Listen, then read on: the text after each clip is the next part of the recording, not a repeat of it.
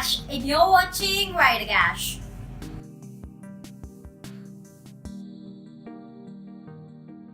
Welcome to day 3 of 2 weeks of ACOTAR. Today I'm going to be doing a spoiler-filled book review of ACOTAR. I'm going to be take this as a warning. There are going to be spoilers throughout the book. I'm going to be talking about a lot of things in detail, so you will be spoiled if you haven't read ACOTAR, and I really suggest you read it because it's amazing. So I'm going to start with something absolutely insignificant to most people, but significant to me because I really appreciate the fact that Sarah introduced Isaac Hill, because I think it's crucial to remember that it's unrealistic to expect people to fall in love with the first person they're with, or to even the first person they fall in love with isn't always the last person they fall in love with. And Sarah really makes that a reality in her work because her work is realistic, and I love that about her. And now I'm going to be going through the story and I'm going to be talking about all the main things that really stood out to me. So here we go. Okay, so now I'm going to be talking about Tamlin a bit, and I'm going to warn you guys, if you haven't read ACOMAF, you may still love him, and I don't love him, and I'm going to be ranting about the fact why I don't love him and what I saw in this book that made me not love him. Starting with the fact that he is controlling. He keeps telling Farah that she's free to do as she wishes, she can go, she can leave his compound if she wants to. But the first time she tries to leave the compound, he stops her from leaving. And then when they have the encounter with the Nagas, and he's like, you should have listened to me. And no, he says, I'm not even going to shout at you because what you just went through is bad enough. Yeah, thank God he saved her. But what gives him the right to scream at her? He doesn't have the right to tell her what to do. She can do whatever she wants to do, right? And it also pissed me off the night of the fire night, when he comes and then he attacks her. He does attack her, now that I think of it. I mean, when I first read it, that wasn't a big deal, but now that I've read it again, it literally pisses me off that he has the nerve to tell her that she should have obeyed him, and he tells her to not disobey him again. What gives him the right to give her orders? She's not a slave. She is free to do as she pleases. She can leave the compound whenever she pleases. He can't lock her up. That's just wrong. And I know I'm getting carried away, so I'm gonna calm down and move to the very beginning of the book. So the book begins with Farah hunting, and I really like that because it shows her as that independent character that she is. It shows what she can do. It shows her power, and I think the beginning of the book was amazing. The whole thing with hunting Andras, the way she killed a fairy. For a human to do that, is like mind-blowing. And she did it. And she's not a skilled fighter. She never learned how to hunt. She did it all by herself. Like, she mentioned it again later in the book, right? Because she learned everything by trial and error. And I have to commend someone who has the power to do that, who has the guts to do that. And she is such an amazing character. I absolutely love Farah. And the thing is, like, I've never read about a character that I have loved more than I love Farah and Rhysand. And they're both such amazing characters. Another thing I want to mention is that in this book, we start off by thinking Beauty and the Beast, right? So, Tamlin, Beast, Farah, Beauty. But the thing is, the whole thing in Beauty and the Beast is to look beyond just the surface. And to be honest, the only time Tamlin was the Beast was when he rushes into the cottage and to take Farah away to Prithian. And that's not enough. A mask doesn't make someone a beast. A mask doesn't hide someone's identity. It's not like Farah didn't know that he was beautiful. It's not that he wasn't trying to charm her. He never was a beast. And, like, think of it like that, right? Because he never portrayed a beast. The beast was when Rhysand was introduced to us. Because Rhysand was a beast, not in looks, but in behavior. He was portrayed as a beast. Tamlin, Lucian, both of them portrayed Rhysand as this bad character, and Farah believed it. And the thing is, as the book went on, we got to see Rhysand's other side. And isn't that what Beauty and the Beast is about? Looking beyond the surface. And we did see beyond just the exterior that Rhysand puts forth, the bad, the evil High Lord. That's not what Rhysand is, and that's the exterior of it. And I think that's what the whole thing was.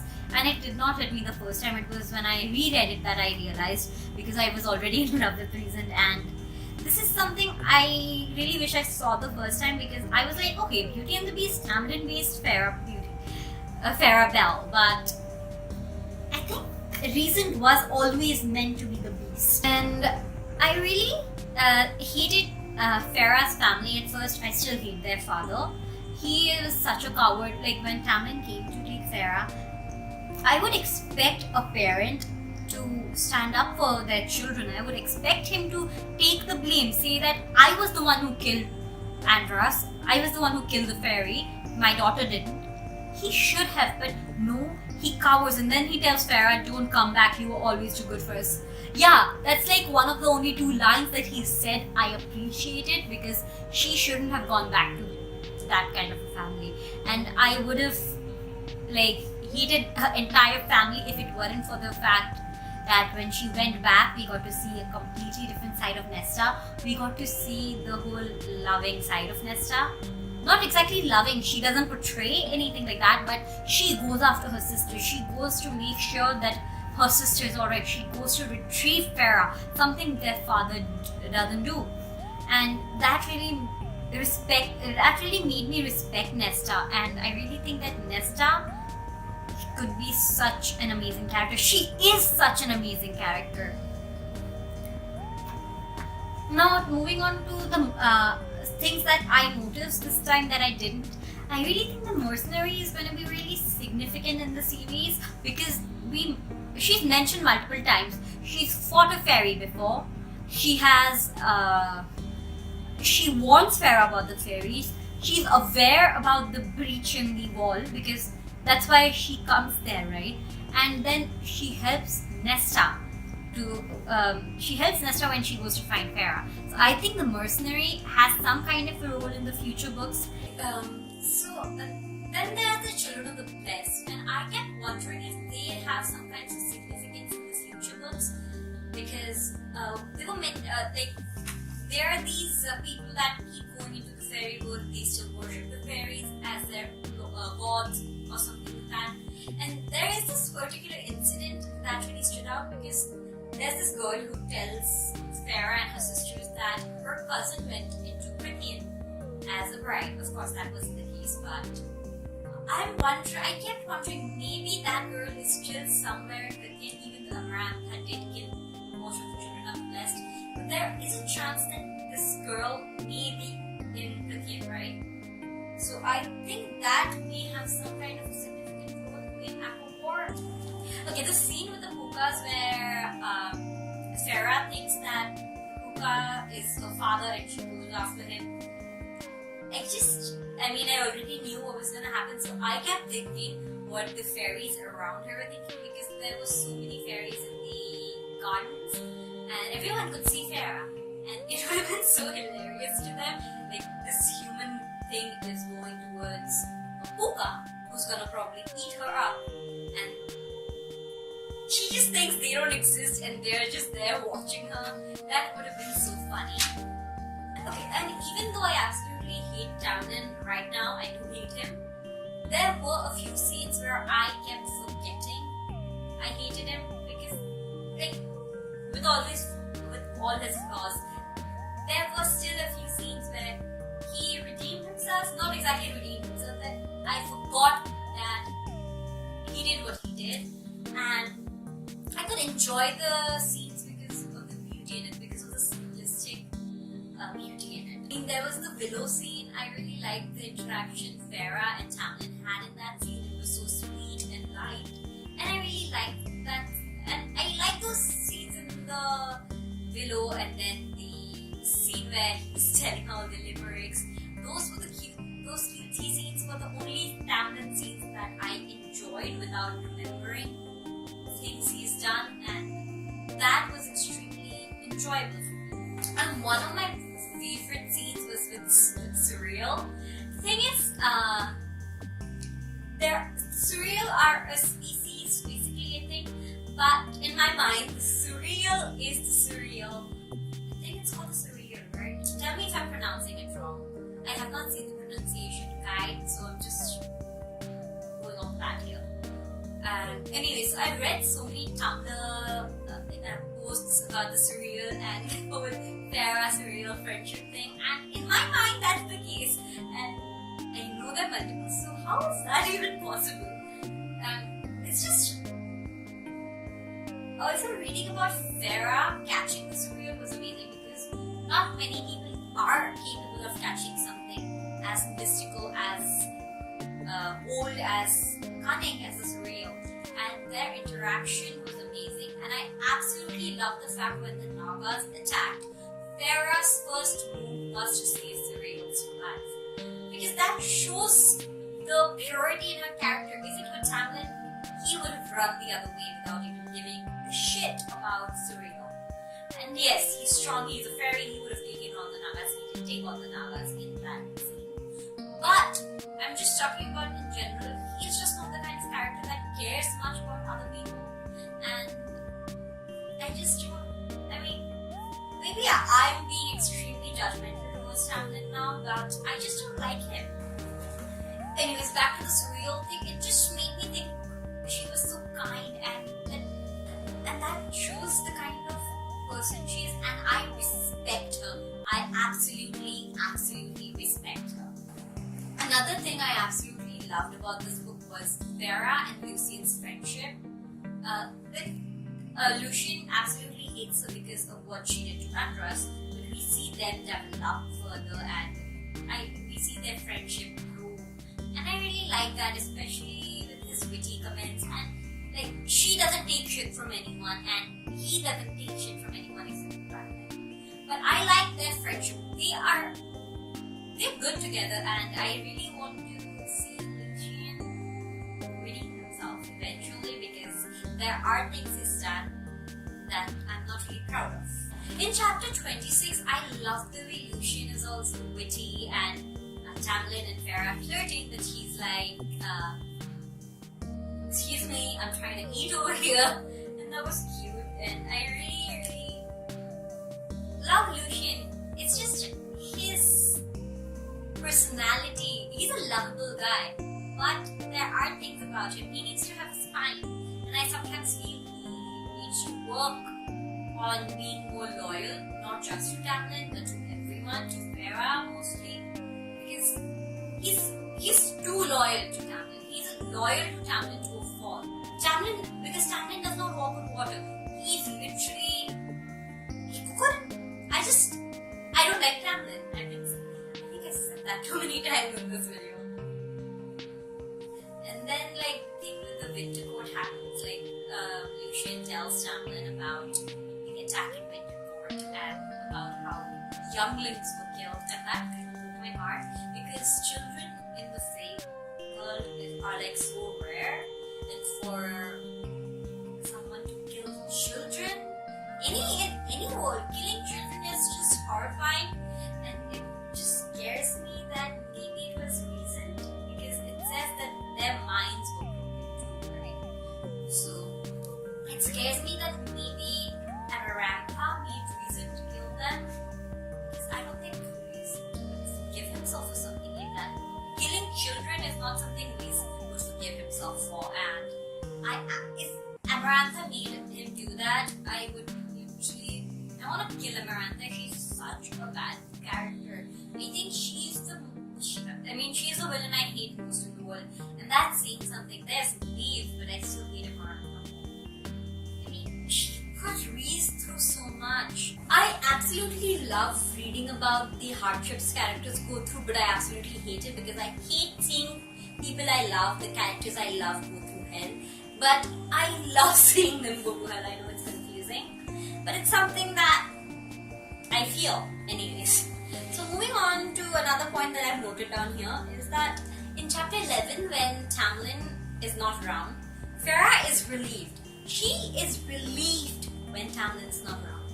Isn't that proof enough that that she's not really in love with him. Yes, I know this is before she falls in love with him, but I just think that is a huge clue as to who the end game is.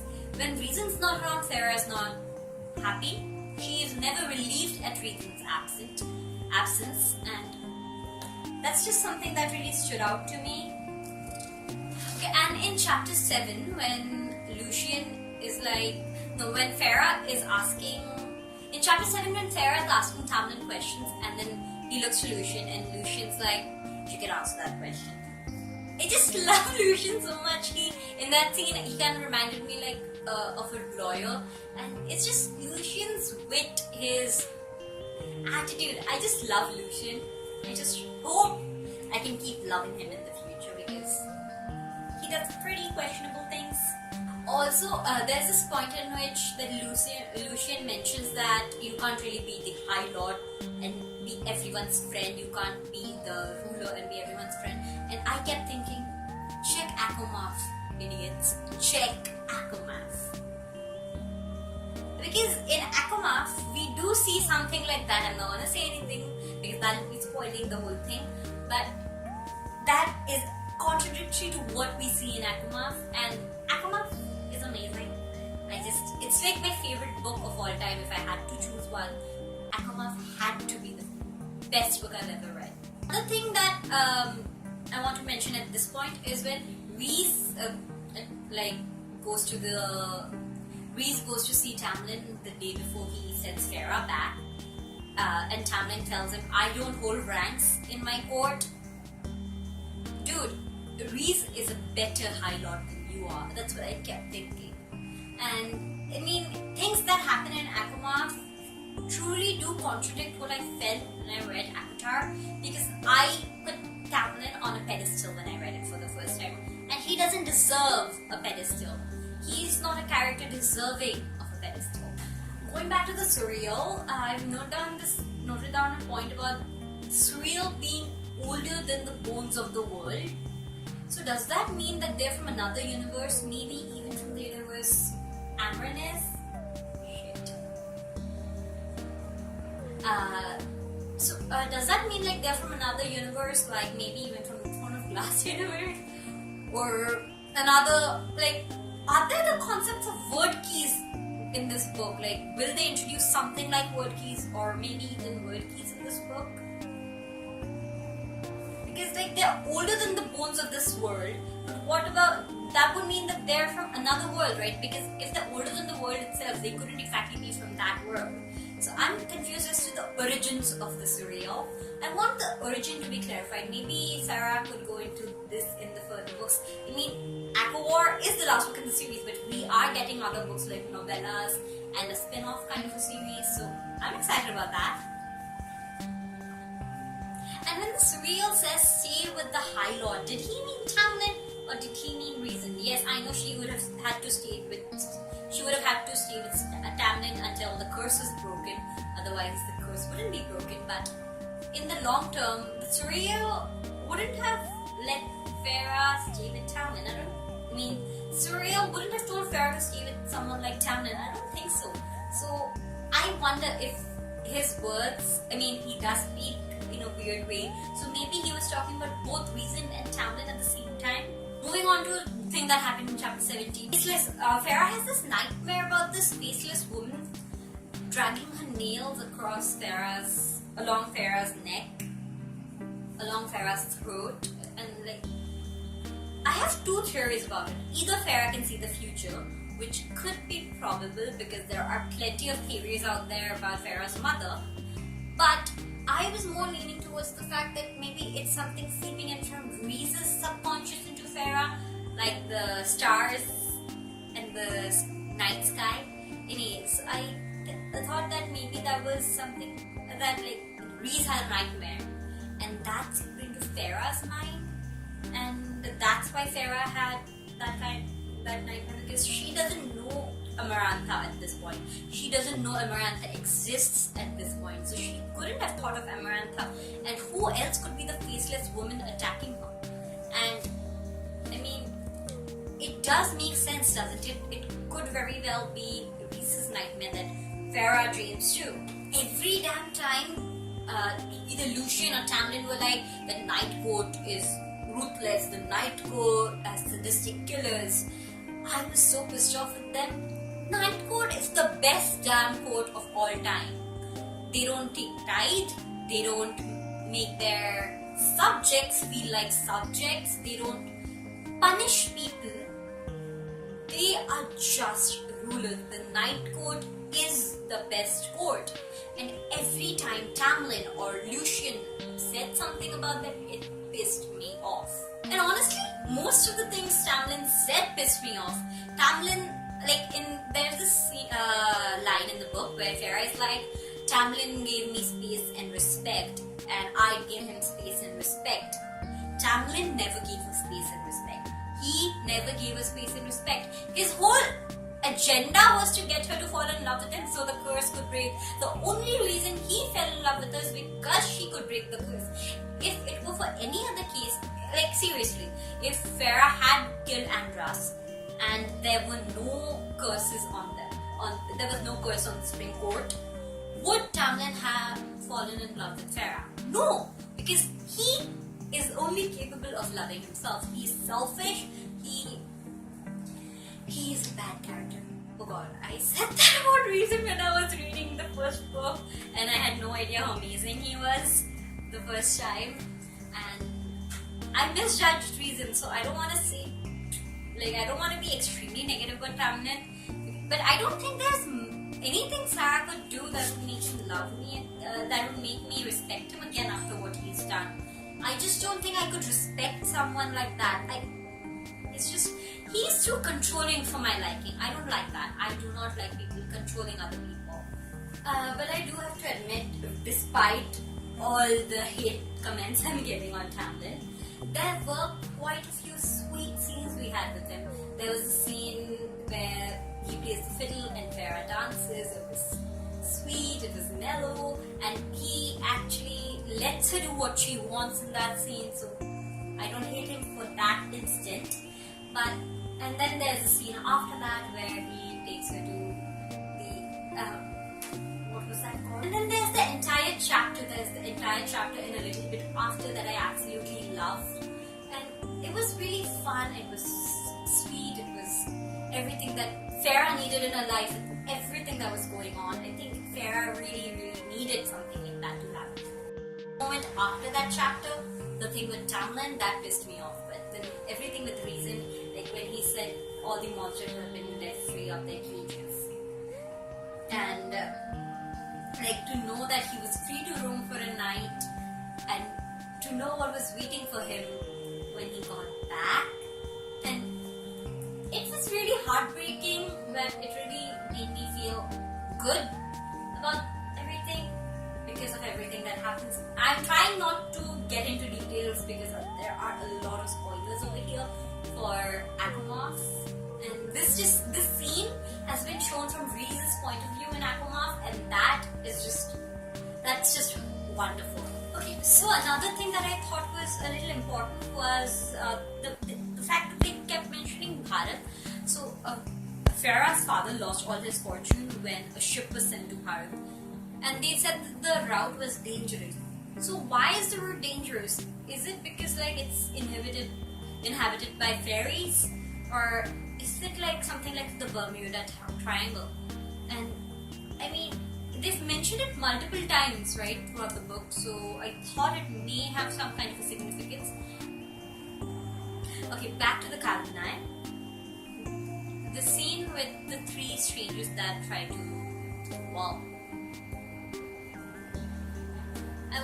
I want to know who those three strangers were. Were they from Springport, or were they from some kind of were they from Springport or some other port? And I mean, that whole scene was when we first met Rhys. The first time didn't really impact me much, but every consecutive read, I knew who Rhys was. I loved Rhys because of ACOMAF, and reading about him was amazing, regardless of everything that happened in that. And to know why he was there that night, to know it was one of the very few occasions he was set free, that made the whole thing more intense for me. And Like, it broke my heart when Farah said that, did I just trade 3 monsters for something worse? Because he's not worse, he's the best thing in the entire world, and it just broke my heart to have Farah say that. Also, I have another question. Lucian mentions that, like, I've got the line saying, okay. He says his exact word. Lucian's exact words were, each of the 7 High Lords perform it every year. This is regarding Talonite. As far as I knew, only the Spring Lord does that. So why would he say each of the 7 Lords? Also, I'm curious, like, I know that Rhysand wouldn't do something like that. So what the hell was that statement about? And does that mean, like, Tamlin's father cheated on his mother every year? And, like, if Farah and Tamlin would have stayed together, would Tamlin have cheated on Farah every year? I mean, he's the kind of overbearing person that wouldn't let her out any Talonite, but he would still have to perform the rite, right? So that would mean he'd cheat on her every year, but he'd expect her to stay loyal, and that just grosses me out. Like, the whole concept of Talonite grosses me out. I absolutely hate that ritual. I hate the whole concept of it. Why can't the festival of spring be something beautiful? Why does it have to be something so gross? Though, hats off to Sarah for making such an amazing world with such intricate details. And you know, I was also very pissed at Tamlin for sending Farah back. He doesn't let her get a say in. He doesn't let her make her choices. Like, why can't he let her be her own person? I'm gonna give you guys a fair warning. I'm gonna go into a little bit of spoilers for ACOMAF. I'm gonna put up a picture of ACOMAF on the screen so you guys know. And when the spoilers stop, just skip ahead until the picture goes away, and I'll stop the spoilers from there on. So in ACOMAF, Rhysand mentions this. She will always make her decision. She will decide her fate. But Tamlin decides for her over and over again. Why can't he respect her? He claims he loves her. He like, when he's sending her away, he keeps saying, I love you, I love you, I love you. But he doesn't even understand love. He thinks that he has the right to decide for her. That's something that pisses me off. And in ACOMAF, we see Rhysand do the exact opposite. It breaks his heart when Farah chooses Tamlin over him, but he doesn't do anything about it. He lets her do what she wants. He stays away from her because he thinks that's what she wants. And he doesn't go to her until she asks for help, because he does want her to make her own choices, unlike Tamlin. He doesn't enforce anything on her. And that's why I think Rhysand is the better choice. That's why I think Rhysand is the only choice. He is a real man. He respects her wishes. He lets her choose. And that's, I think, an important thing. Tamlin shouldn't have the right to choose for her. And Rhysand never chooses for her. Even when, like, he's a mate and he still lets her risk her life because that's what she wants. And I think that is commendable on him. That's commendable of him.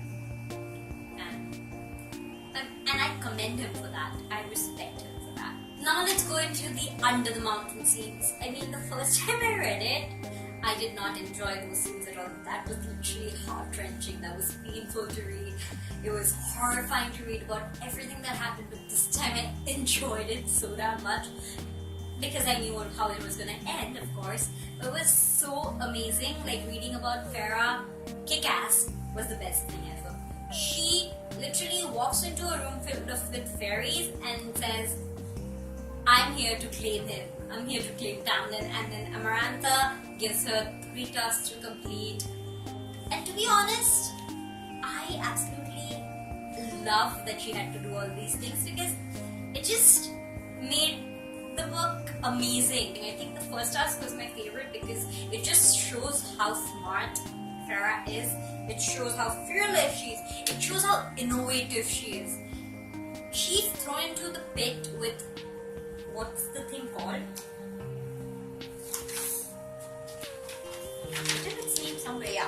Midden Guard. She's thrown into the pit with the Midden Guard and she fights it and she wins. The Midden Guard can't see, it's blind, so it has to depend on smell, right? So the fact that she realized it, she wasn't told that it was blind, and she realized it all on her own. And then it hit her that she could be covered in its filth and mud and be invisible to him. The fact that it came to her mind, and you realize that the fairies watching did not understand. Rhys was the only one that understood. Everyone was like, what the hell is she doing? And Rhys like, she's now invisible to the fairy, to the world. And that just shows that they are on the same, they think on the same frequency. And I just love that because it just showcased everything that Farah is. It showcased how strong she is, and I love that. And she literally created swords made up of bones. She created a ladder made up of bone to get out of that hole, and then she created she sharpened the bones and made a device to kill the Midden Guard. And I wouldn't have thought of it, and I don't think any of those fairies would have thought of it either. And I think Farah is the most badass person out there. Oh, and I just loved when she went in front of Amarantha and threw the bone at her. It was fantastic. And the scene after that, the thing after that was the whole thing with Rhysand showing up in her, showing up to see her, to heal her, but he couldn't exactly heal her without raising Amarantha's suspicion, so he had to give her the spend 1 week with me every month thing. The bargain. God, I love the fact that he bargained with her. That's the only reason he could save her in the future.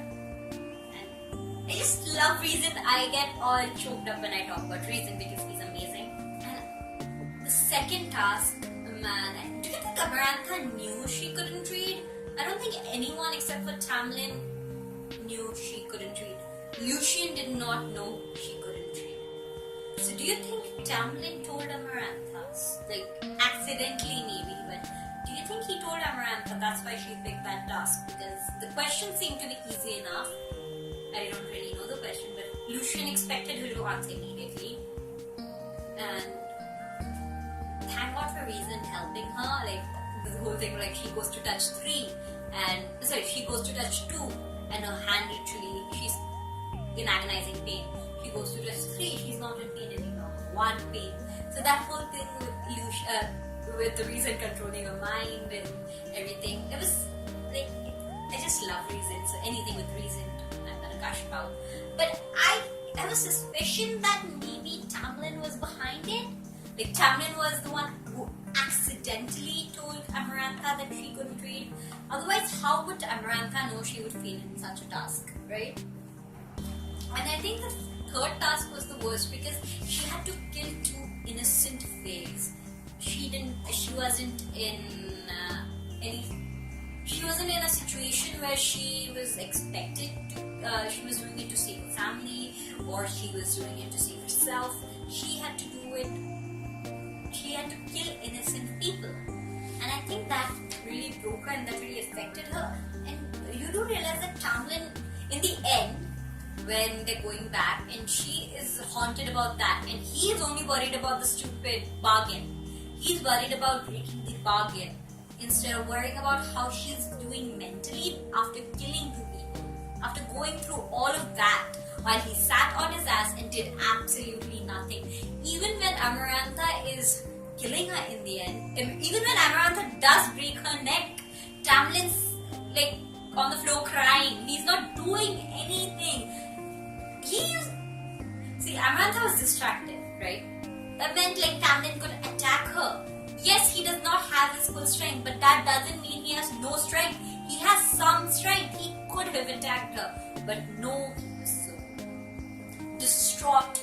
And Rhys tried to fight for her. Rhys even says, I wasn't gonna let you fight alone or die alone. And that's just who he is. That's just how amazing he is, and that's why I love him. And I kept wondering what went through Rhys's mind when he first saw Farah after the first task. because she was so broken and she was hurt, and I'm just trying to think of it from Rhysand's point of view. Seeing her in that state, it would have broken him, it would have like crushed him. I really want to know the names of the fairies she killed, because I think that would sort of be something that Farah herself needs, you know, to move on, because she would need to know who they were. She would need to cope with it, because that is something big for her. She has never killed in pure. She has never killed anyone without need before. She killed Andras because she needed to eat. And no, it's not like she ate Andras. She ate the deer. She needed to kill the deer, and Andras was probably gonna eat the deer, so she had to do it for her family. And like, she's never killed to hurt. She's only ever killed to protect. And for her to kill someone, to kill two people like that, I think it would have really affected her, and I hate Tamlin for not caring about that. So that's it for my rant about this book, and I know this video was way too long, and if you guys enjoyed it, give it a thumbs up if you even got through it, and let me know if you did get through it, and comment down below what your favorite thing about this book was, and tell me why you guys love ACOTAR so much.